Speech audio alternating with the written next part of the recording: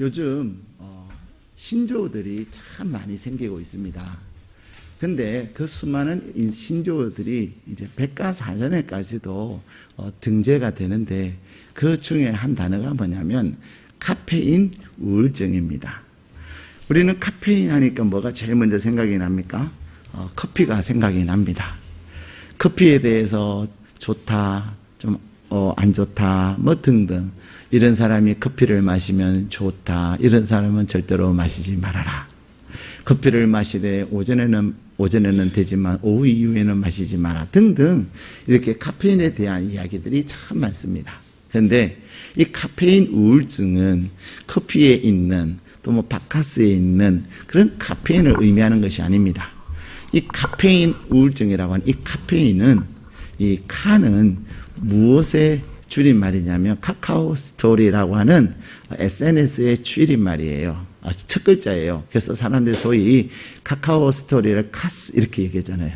또 사람들이 카스 하면 여름에 생각나는 것이 있을 수도 있습니다.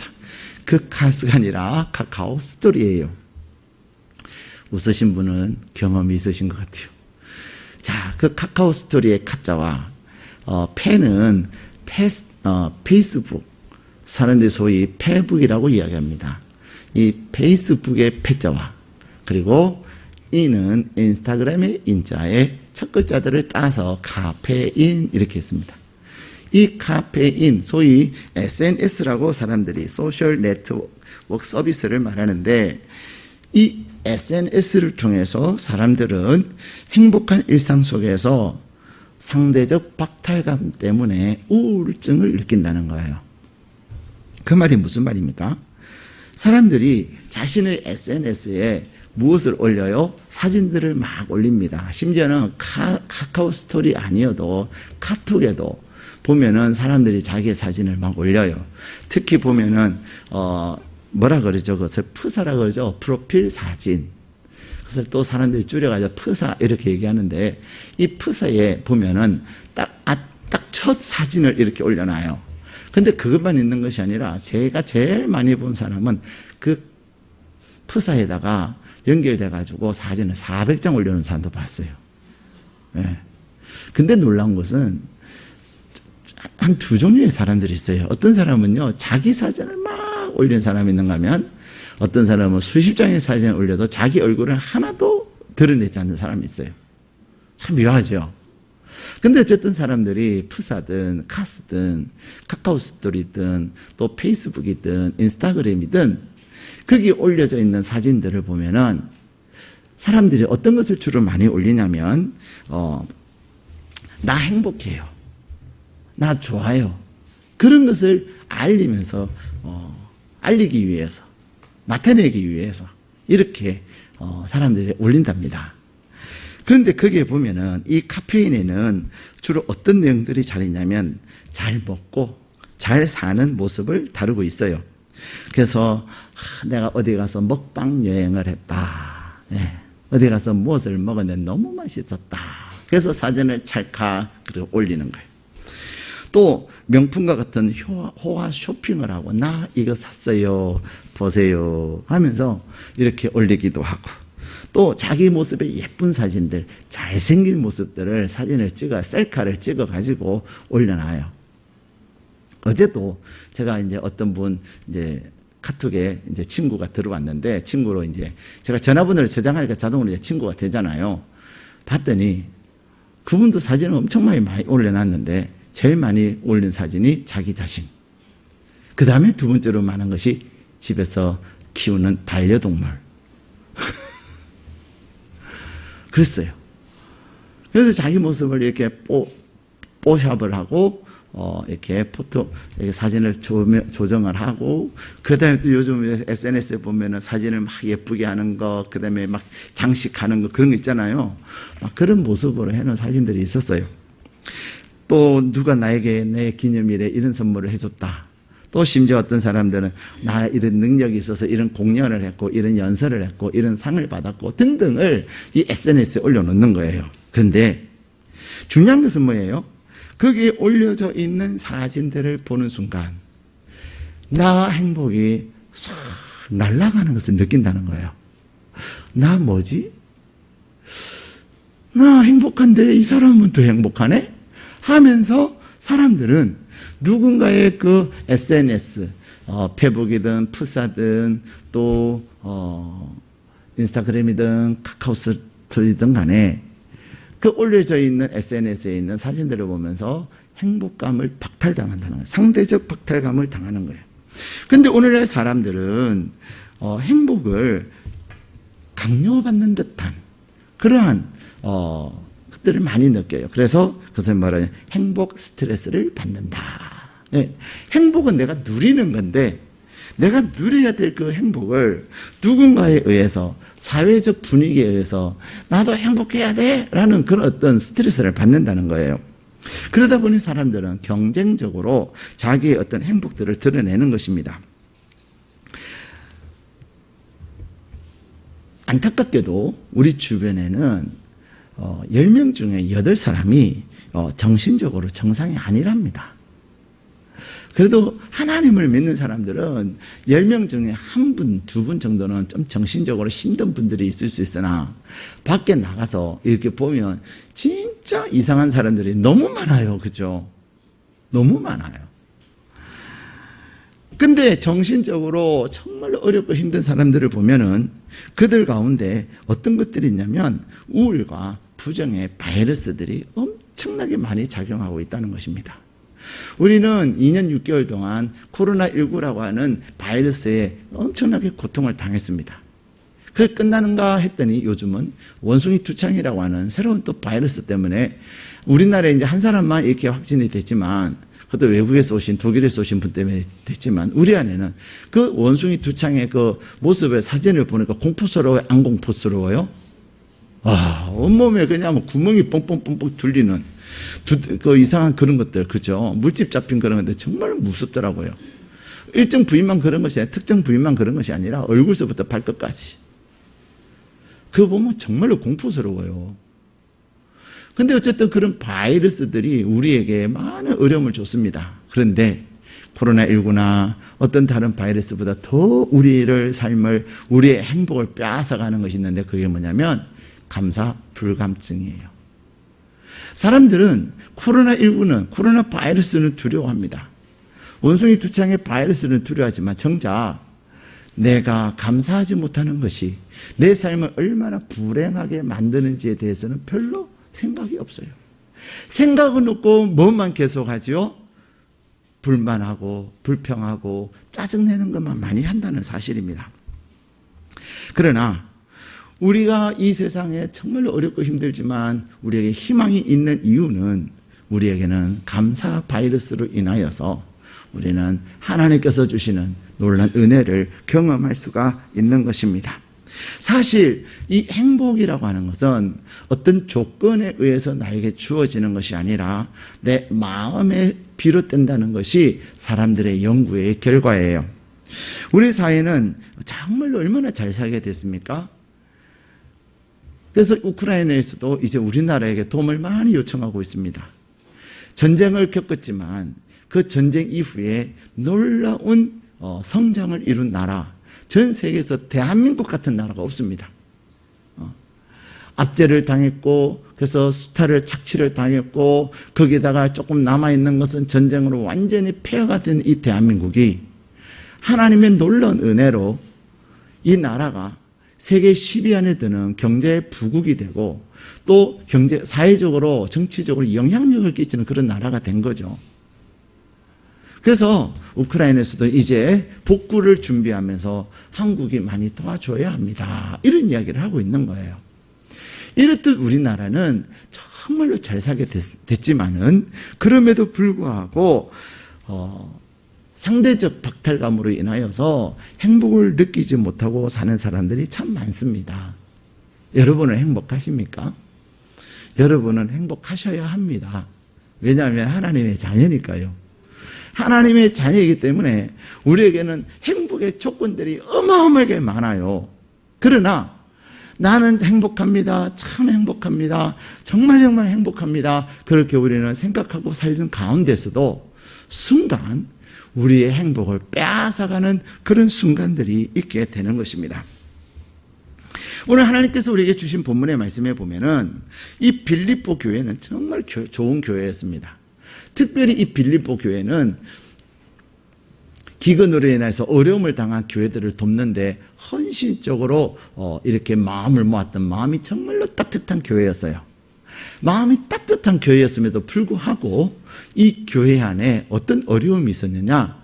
우리 4절 말씀 같이 읽겠습니다. 시작. 주 안에서 항상 기뻐하라. 내가 다시 말하노니 기뻐하라. 아멘. 오늘 사도 바울은 하나님께서는 사도 바울을 통해서 빌립보 교회에 무엇을 말씀하고 계세요? 기뻐하라는 것입니다. 기뻐하라를 이야기하면서 거듭 얘기하고 있어요. 한 번 얘기하는 것과 두 번 얘기하는 것은 같아요, 달라요? 다릅니다. 두 번, 성경에서 두 번을 얘기할 때는 그것은 반드시 확실히 그렇게 해야 된다는 거예요. 무엇을? 기뻐하라는 겁니다.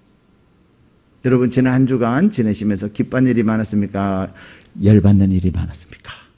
화가 나는 일이 많았습니까? 물론 여러분에게는 기쁜 일이 많았겠지만은 그 10가지 기쁨 가운데서도 한두 가지 화나거나 슬프거나 힘든 일들도 있었을 거라고 생각을 합니다. 근데 우리 하나님은 빌립보 교회 성도들을 향해서 항상 기뻐하라. 다시 말하노니 기뻐하라. 말씀하고 계세요. 저도 지난 한 주간을 딱 돌아보면 정말로 지난 한 주간을 주일을 감사해야지 감사하면서 시작했지만 한 주간을 돌아보면 이런 순간이 두 번 있었던 것 같아요. 네, 두 번. 이게 뭐야 진짜. 두 번 있었던 것 같아요. 그 두 번이 뭔지는 묻지 마세요. 그것을 여러분에게 말씀드리면 내가 너무 부끄러워져요. 아니 목사님 그거 가지고 그렇게 이렇게 하셨어요? 라고 얘기했어요. 그러나 저에게도 그런 모습, 그런 순간이 있었다 이 말이죠. 근데 중요한 것은 이 빌립보 교회 성도들에게 하나님께서 항상 기뻐하라, 다시 말하노니 기뻐하라 말씀하신 것은 왜 그랬을까요? 빌립보 교회 성도들이 기뻐하며 살았으면 이런 말씀을 하셨을까요? 아닙니다. 정말로 기쁘고 행복한 사람에게 기뻐하세요. 아무런 의미가 없어요. 하나님께서 사도 바울을 통해서 이 빌립보 교회 성도들에게 항상 기뻐하세요. 다시 말하는데 또 기뻐하세요. 그것은요, 빌립보 교회 성도들이 마음이 따뜻하고 참 돕는 일을 잘했지만 그들 가운데 슬픈 일들이 있었다는 것입니다. 우울한 일들이 있었다는 것입니다. 기뻐하지 못할 상황들이 있었다는 거예요. 우리처럼. 근데 하나님은 우리에게 말씀하세요. 기뻐하라. 근데 여러분 기뻐하라가 잘 돼요? 안 돼요? 잘 안 돼요. 내가 기뻐하려고 막 의지적으로 생각하는데도 잘 안 돼요. 그래서 기뻐할 수 있는 비밀을 말씀하셨는데 그게 뭐예요? 우리 4절 다시 한번 읽겠습니다. 시작. 주 안에서 항상 기뻐하라. 내가 다시 말하노니 기뻐하라. 아멘. 내 상황과 내 환경과 내 주변에 있는 사람들을 생각하며 항상 기뻐할 수는 없어요. 근데 항상 기뻐하라 하시면서 그 비결을 말씀하시는데 무엇이에요? 주 안에서. 여러분이 연필 꺼내셔가지고 주 안에서 동그라미 하셔요. 주 안에서. 주님을 생각하면, 내가 나를 생각하며 화가 나고 내가 나를 생각하면 슬프고 내가 나를 생각하면 정말로 짜증이 나는데 그 짜증이 나고 슬프고 우울한 그 상황을 주님 안으로 딱 대입을 시키니까, 그것을 주님 안으로 딱 집어넣으니까 무엇 할 수 있다는 거예요? 기뻐할 수 있다는 것입니다. 여러분 힘들 때 있을 거예요. 그렇죠? 여러분이 목사님 너무 슬퍼요, 너무 힘들어요, 짜증나요 하시는 분이 계시면 제가 사진을 하나 보내드릴게요. 그 사진은 예수님이 활짝 웃으시는 모습이에요. 정말 예수님이, 죄송합니다, 제가 마스크 한번 벗을게요. 이렇게 웃으세요. 네. 이렇게 소리는 안 들리지만 그 모습에 이렇게 웃으세요. 저보다도 훨씬 더 여러분 제가 개인적으로 올려드리는 것보다 그래도 제게 말씀하세요. 목사님 나는 예수님 웃음이 필요해요 하시면 제게 문자 보내주시면 제가 그 사진을 보내드리겠어요. 그래서 여러분 프사에다 올리시고 여러분 개인적으로 이렇게 보시면 예수님 하고서는 딱 생각할 때 웃음이 나올 거예요. 하나님은 기뻐하지 못할 더나 다음 주에는 장마도 오고 무더위도 오는 장마와 그저 짜증과 열반등, 그죠? 장마 때는 짜증이 나고 불쾌지수가 높아서 짜증이 나고 더위 가운데는 그냥 그저 세상에서 가장 뜨거운 바다가 어느 바다인 줄 아세요? 태평양도 아니고요, 인도양도 아니고요, 대서양도 아니라 열바다예요. 열바다. 열바다. 이번 한 주간은 장마와 무더위가 공존하는, 짜증과 열받음이 공존하는 그 가운데서 하나님은 우리에게 기뻐하라. 아니, 하나님 생각해 보세요. 어떻게 기쁨이 됩니까? 기뻐할 수 있겠습니까? 아니에요. 주님 안에 계실 때, 주님을 생각할 때, 기쁨의 근원이 되시고 기쁨의 생수를 우리에게 주시기를 원하시는 예수님을 생각하고 주님께 여러분의 기쁨을 구할 때, 여러분의 슬픔과 여러분의 힘듦과 여러분의 짜증스러운 것과 그것들을 주님께 대입시킬 때 신기한 일이 일어나는 거예요. 기쁨이 생깁니다. 기쁨이 생겨요. 그 기쁨을 여러분이 누리시기를 축복합니다. 뿐만 아니라 이 빌립보 교회는 어떤 일이 있었어요? 5절 말씀 같이 읽겠습니다. 시작. 너희 관용을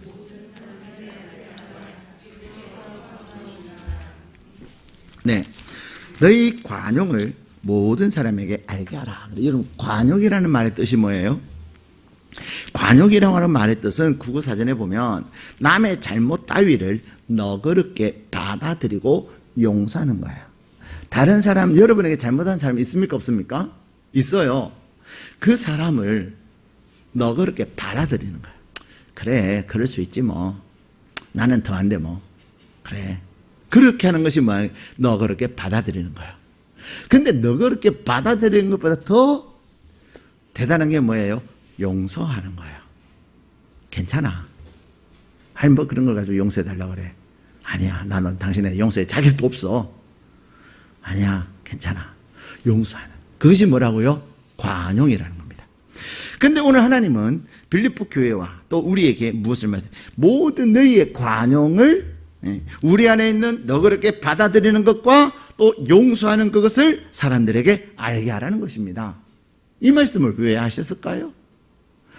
4절에서 기뻐하라 하시는 이유는 기쁨이 없기 때문에, 기뻐하다가도 그 기쁨이 무너지기 때문에 그들에게, 우리에게 기뻐하라 말씀하시고, 또한 관용을 베풀으라 말씀하시는 것은 저와 여러분 안에 관용을 베풀어야 될 사람이 있다는 거예요? 없다는 거예요? 없으시군요. 감사해요. 그렇지만 여러분이 오늘 말씀을 들으시고 다른 분들을 위해서 잘 들으시고 또 다른 사람들, 관용을 베풀어야 될 사람들 위해서 기도해 주시고 얘기해 주세요. 근데 빌립보 교회 성도들에게는 이 관용을 베풀어야 될 사람이 있었다는 거예요. 받아들이지 못하는 거예요. 여러분, 사람들은 살아가면서요, 절대로 안 받아들여지는 사람이 있어요. 용납이 안 되는 사람이 있어요. 정말로 불행합니다. 거기다가 받아들여지지 못하고 용납이 안 되는 것에 더 나가서 용서가 안 되는 사람이 있어요. 그 인간. 생각만 해도 막 몸소리 치지고, 목소리만 들어도 그놈의 목소리. 그쵸? 그런데 내 안에 관용하지 못하는 그 마음 때문에 우리 안에 하나님께서 우리에게 주신 그 행복이 다 날아가 버리는 거예요. 하나님은 저와 여러분이 이 세상을 살면서 정말로 행복하게 살기를 원하는 거예요. 여러분이 다른 사람들에게 관용을 베풀지 못한다. 다시 말하면 다른 사람들에게 너그럽지 못하고, 다른 사람들에게 너그럽게 받아들이지 못하고, 또 다른 사람들을 용서하지 못하는 그 순간 우리 안에 있는 행복들이 다 날아가 버려요. 도둑질을 당하는 거예요. 근데 여러분이 너그럽게 받아들이지 못하고 용서하지 못함으로 그 사람이 잘못될까요? 더 기가 막힌 일은, 내가 받아들이지 못하는 그 사람, 내가 용서하지 못하는 그 사람, 그래서 막 생각만 해도 이가 얼굴만 쳐다봐도 그냥, 심지어는 우리 교회는 그런 사람이 없지만 다른 교회 목사님 얘기를 들어보면요, 은혜 받는 그 모습도 있잖아요. 저 인간이 은혜를 받아? 이러면서 막 더 못 견뎌하는데요. 그러면서 상담을 하러 왔다는 거예요. 사랑하는 여러분, 나는 받아들이지 못하고 용서하지 못하는데 그 사람은 잘 살아요. 심지어는 내가 그를 용서하지 못하고 받아들이지 못하는 그조차도 모르고 사는 사람들도 있어요. 그 말은 무슨 말이에요? 나 혼자 그렇게 애끓고 있는 거예요. 나 혼자 괘씸해가지고, 나 혼자 그냥 미워해가지고, 막 그러고 산다는 거예요. 근데 여러분의 행복을 빼앗아가는 것이 무엇입니까? 관용을 베풀지 못하는 거예요. 사랑하는 여러분, 하나님은 여러분의 행복을 위하여 말씀하십니다. 여러분 안에 있는 하나님이 주신 관용을 다른 사람들을 너그럽게 받아들이고 심지어 용서하는 그 일을 하라고 하십니다. 근데 그게 맨정신으로 돼요? 그렇죠? 받아들인 것은 뭐예요? 그 사람하고 나하고 다른 거예요. 그 사람하고 나하고 다른 것뿐이지 그 사람이 나에게 피해를 끼친 것은 아니지 않습니까? 그런데도 나는 이렇게 하는데 저 사람은 저렇게 해요. 자꾸만 이제 충돌이 생길 수 있어요. 그래서 화가 나는 거예요. 근데 용서라는 건 어떤 거예요? 용서는 그가 나에게 피해를 끼친 거예요. 그가 나에게 어떤 종류라도 피해를 끼쳤는데 나에게 피해를 끼친 그 사람을 용서하기가 쉬워요, 어려워요? 용서를 안 해보신 건지 용서해야 될 사람이 없는 건지 모르겠어요. 침묵하신. 제정신으로는 못해요. 제정신으로 절대로 못해요. 가끔 사람들이 용서하는 사람이 있어요. 그때는요, 순간 이해득실의 계산이 딱 적용하는 순간, 맞아, 그냥 용서해야지, 안 그러면 내가 손해야지, 이래가지고 사람들이 용서하는 사람들을 봤어요. 근데 사랑하는 여러분, 이 관용이라고 하는 것은, 근데 오늘 주님이 뭐라고 말씀하십니까? 다시 한번 5절 읽겠습니다. 시작. 너희 관용을 모든 사람에게 알게 하라. 주께서 가까우시니라. 아멘. 자, 여기서 우리 4절에서는 주 안에서 동그라미 했죠? 자, 5절에는 주께서 그게 동그라미 하십시다. 절대로 관용, 너그럽게 받아들이거나 용서 못합니다. 우리가 미쳤어요? 그렇죠? 제정신으로 못합니다. 더군다나 나한테 피해를 끼친 그 사람 어떻게 용서가 돼요? 그런데 하나님은 내가 정말로 행복하기를 원하느냐? 너 진짜 행복하면서 살고 싶어? 그러면 받아들여. 너 그렇게 받아들여라. 다시 말하면 그를 인정해줘라. 그가 잘못하는 것이 그가 습관적으로 잘못해서 저 사람은 저래. 그래서 저는 가끔 그런 생각을 해요. 그래, 한성욱이지 뭐. 그 말이 무슨 말이에요? 그래, 한성욱은 그렇게 잘못한 게 있어. 그래, 생각해도 그렇게 촌스럽게 하고 뭘 해도 그렇게 해. 그래, 한성욱 스타일. 뭐 사람들은 강남 스타일을 하는데, 그래, 저 사람 한성욱은 한성욱이야. 그렇게 그를 그대로 한성욱이라고 인정하니까 편해요. 근데 우리는 자꾸만 한성욱을 한성욱으로 받아들이지 아니하고 윤석열로 받아들이는 거예요. 윤석열 대통령 수준으로 한성욱을 받아들이려고 하니까 받아들여져요? 안 받아들여져요? 안 받아들여지는 거예요. 한성욱을 여러분이 대단한 인격과 여러분의 대단한 수준으로 바라보니까 받아들여져요? 안 받아들여져요? 안 받아들여지는 거예요. 그런데 하나님 우리에게 말씀하신 주께서 가까우시니라. 관용은 너 그렇게 받아들이는 것이나 또 그를 용서하는 것은 오직 무엇을 통해서 가능하냐? 주님을 생각할 때. 주님의 심판이 있을 그것을 생각하면 되는 거예요. 예? 어떻게? 자, 주님이 가까우시다는 이 말은 주님의 심판이 가까웠다는 거예요. 우리는 내가 미워하고 내가 저 인간은 내가 내 눈에 흙이 들어갈 때까지 나 용서 못해. 그 사람 용서 못하면 하나님이 나를 기뻐하실까요? 안 기뻐하실까요? 안 기뻐하세요. 하나님 우리에게 뭐라 그러실까요? 아, 그렇구나. 너는 한성욱이를 용서를 못하는구나. 그래, 나도. 근데 알고 보면 한성욱이보다 너가 좀 심하지 않냐? 한성욱이는 2개를 잘못한다. 넌 5개 잘못하지 않냐? 내가 너 5개 잘못한 것을 용서하지 않으마. 그 말씀이에요. 주께서 가까우시다는 말. 여러분이 하나님께서 너는 5개 졌냐? 라고 말씀하시는 그 말씀을 때려 끔찍해요? 소름이 끼쳐요? 편하네요? 오늘은 침묵하시기를 결심하신 것 같아요. 아니면 오늘 설교는 여러분하고 전혀 상관이 없는 설교인 것 같아요. 여러분, 나는 한성욱은 2개를 잘못했는데 나는 5개, 나는 7개 잘못한 그것에 대하여 그래, 너의 7개를 내가 그대로 하마 라고 말씀하신다면 정말로 끔찍한 거예요. 소름 끼치는 거예요. 그래서 주님이 말씀하세요. 주 안에서. 주님이 나 같은 자를 너그럽게 받아들이시고 나를 용서하신 것처럼, 알았어요, 내 거 7개 용서해 주시는 거죠? 알았어요, 나 한성욱 2개 용서해 줄게요. 그래, 한성욱 2개 내가 그냥 한성욱이니까 한성욱이가 저렇지 뭐, 에휴 맨날 저래, 한성욱 스타일 하면서 그냥 받아들이는 거죠. 한번 따라 하실까요? 한성욱 스타일. 드디어 입을 여시는군요. 사랑하는 여러분, 관용을 베풀 때, 관용을 나타낼 때, 그러나 그것은 절대로 내 이성과 나의 예리한 판단력으로는 절대로 안 되지만 주님 안에서 주님의 심판을 생각할 때 우리는 능히 할 수가 있습니다. 근데 내가 관용을 베풀 때, 너그럽게 받아들이고 내가 그를 용서할 때 하나님께서 나에게 행복을 주시는 거예요.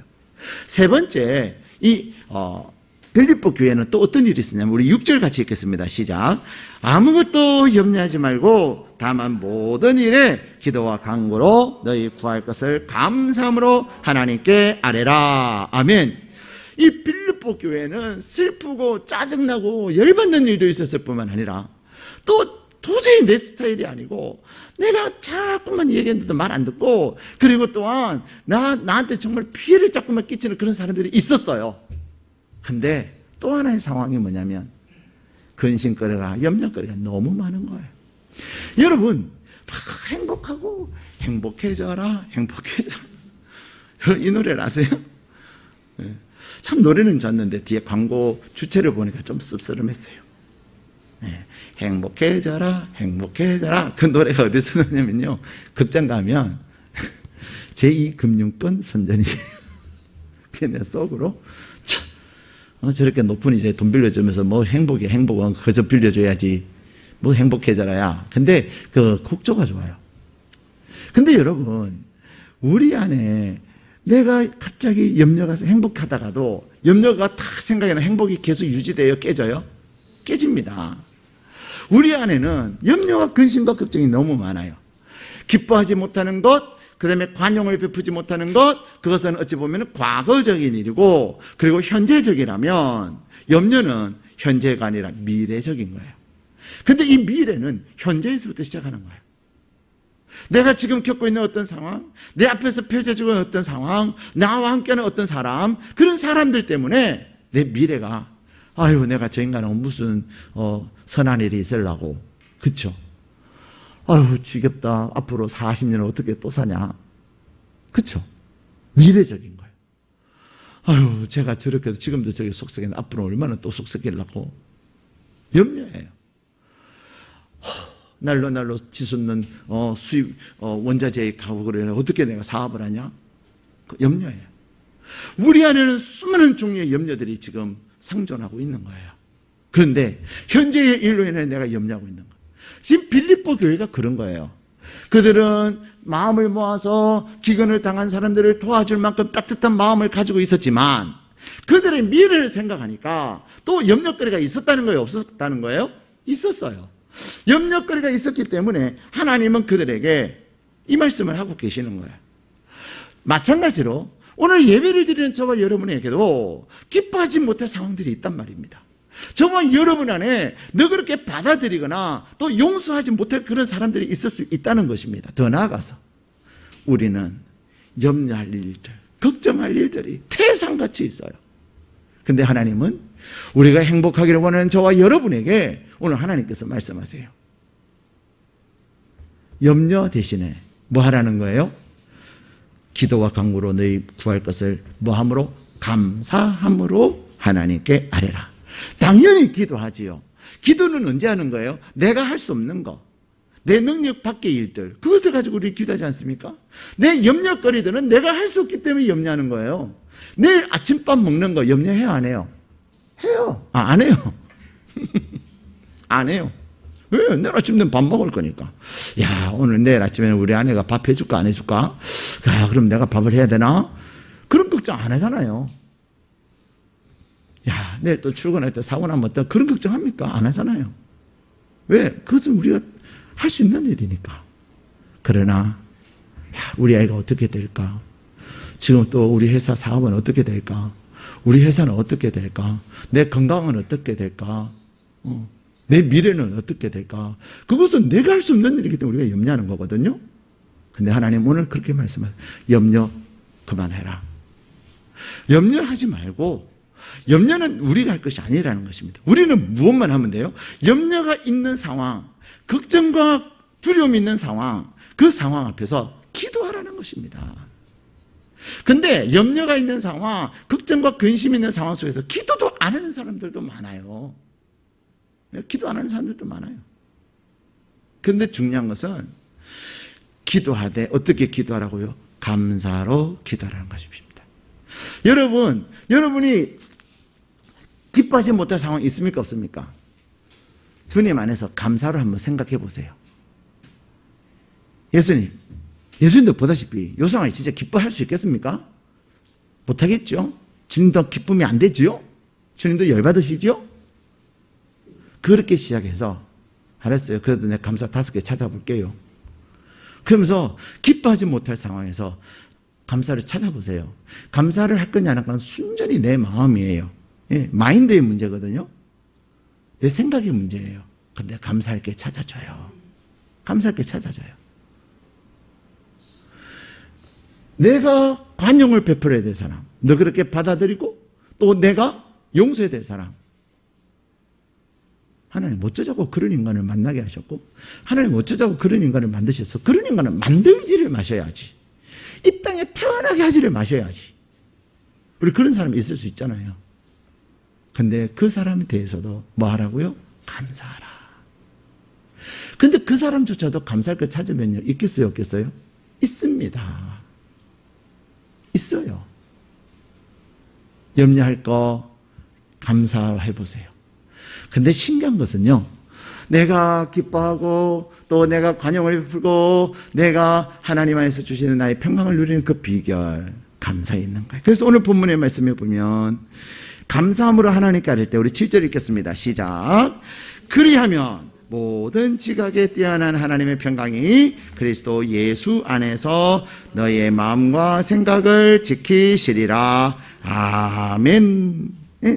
하나님께서 우리에게 주시는 그 평강이 우리의 마음과 생각을 지키심으로 말미암아 내 안에 슬픔과 내 안에 화나는 것들을 지키시고, 내가 감사함으로 내가 받아들이지 못하고 용납이 안 되는 사람을 그래도 감사할 때 받아들여주고, 내가 용서하지 못할 그 사람, 내가 그 사람 때문에 입은 피해가 얼마나 큰데 받아들여주고, 염려가 이제는 희망과 소망으로 넘치게 하는 행복의 비결이 뭐냐? 감사하는 거예요.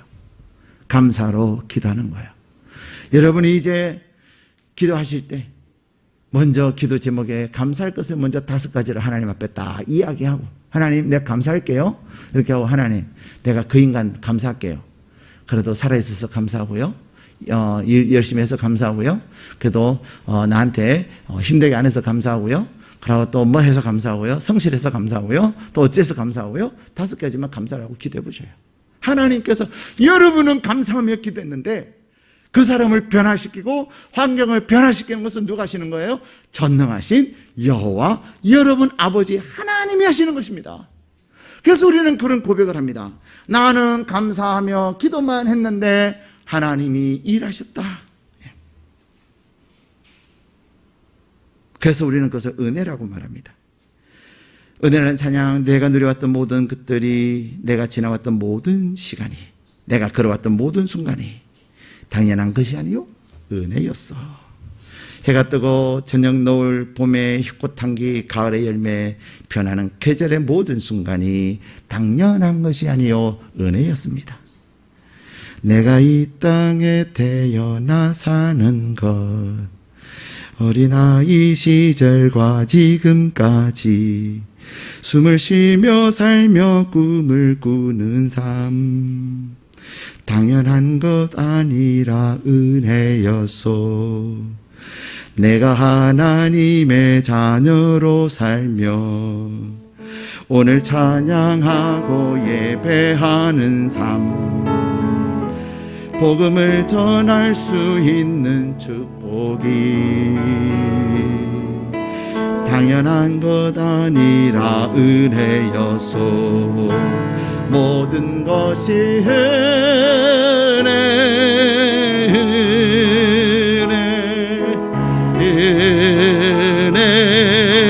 하는 은혜. 내 삶에 당연한 것 하나도 없었던 것을 모든 것이 은혜였어. 모든 것이 은혜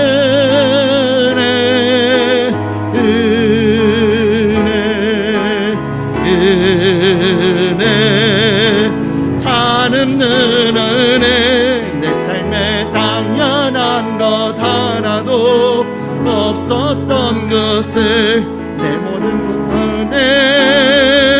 은혜였어. 사랑하는 여러분, 내가 하나님 앞에 감사하며 기도할 때 은혜구나, 정말로 은혜구나. 그러면서 뭐가 고백이 될까요? 하나님 감사합니다. 내가 지금까지 지내온 것도 하나님의 은혜였는데, 여기까지 내가 온 것도 하나님의 은혜였는데, 하나님께서 내 미래도, 내 앞길도, 우리 가정의 경제도, 우리 가정의 건강도, 우리 자녀들의 미래도, 내 삶의 미래도 하나님께서 책임져 주실 것을 확신하게 되는 줄로 믿습니다. 감사할 때, 감사하며 기도할 때, 그 순간 내 마음에 하나님의 평강이 확 밀려오는 것입니다. 하나님의 평강이 내 마음에 확 물밀듯 밀려올 때 내 안에는 진정한 행복의 샘이 솟아나기 시작하는 줄로 믿습니다. 여러분, 슬픈 일이 많으십니까? 정말로 화나는 일이 많으십니까? 주님 안에서 기뻐하십시다. 여러분, 받아들이지 못하고 용서가 안 되는 사람이 있습니까? 그냥 앉아있는 꼴만 봐도 화가 나는 그런 사람이 있습니까? 주님이 가까우세요. 주님이 나를 용서하신 것을 생각하면서, 주님, 그는 나보다 훨씬 나은데 내가 왜 그래요? 나의 옹졸함을 용서해 주세요. 예, 용서해 주세요. 내가 입은 피해보다 나 때문에 그가 입은 피해가 가만히 보니까 더 많네요 하면서 주님 안에서 환영을 베푸십시다. 여러분, 무엇이 염려가 되십니까? 여러분의 아버지 하나님이 계시기에, 여러분의 삶을 책임지시고 여러분 가운데 놀라운 일을 행하실 그 하나님이 계시기에, 그 하나님이 일하시는 통로 감사하는 것입니다. 감사할 때, 감사하며 기도할 때, 이 한 주간이, 여러분의 일생이 하나님의 평강이, 하나님이 주시는 행복이 여러분 가운데 가득하시기를 주님의 이름으로 축복합니다.